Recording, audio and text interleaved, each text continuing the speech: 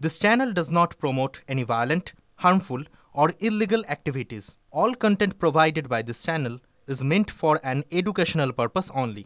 Top quality और consistent performance के लिए सिर्फ सिल्वर पंप नाम याद रखना।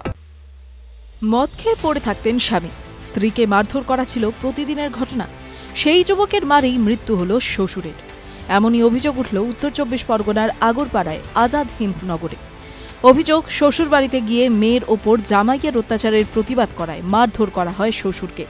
অভিযুক্তের নাম সৈকত বসু।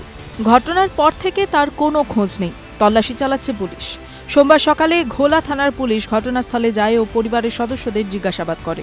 মৃত শ্বশুরের নাম অলোক মুখোপাধ্যায়, বয়স ৫০ বছর।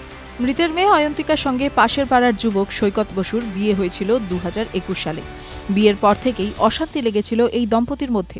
গত ৫ দিন ধরে তুমুল অশান্তি চলছিল তাদের মধ্যে। মেয়ে অয়ন্তিকা জানিয়েছেন, তার স্বামী কোনো কাজ করতে চাইতেন না, শুধু মদ খেয়ে পড়ে থাকতেন। ওই দিনও মারধরের ঘটনা ঘটে। এরপর সৈকতের বাবা অর্থাৎ অয়ন্তিকার শ্বশুর তার বাবাকে ডেকে পাঠিয়েছিলেন। অভিযোগ, এরপর শ্বশুরমশাই যেতেই মারধর শুরু করেন জামাই সৈকত বসু। এরপরই তিনি মাটিতে লুটিয়ে পড়েন। হাসপাতালে আনার পথেই তার মৃত্যু হয়। TV9 Bangla digital.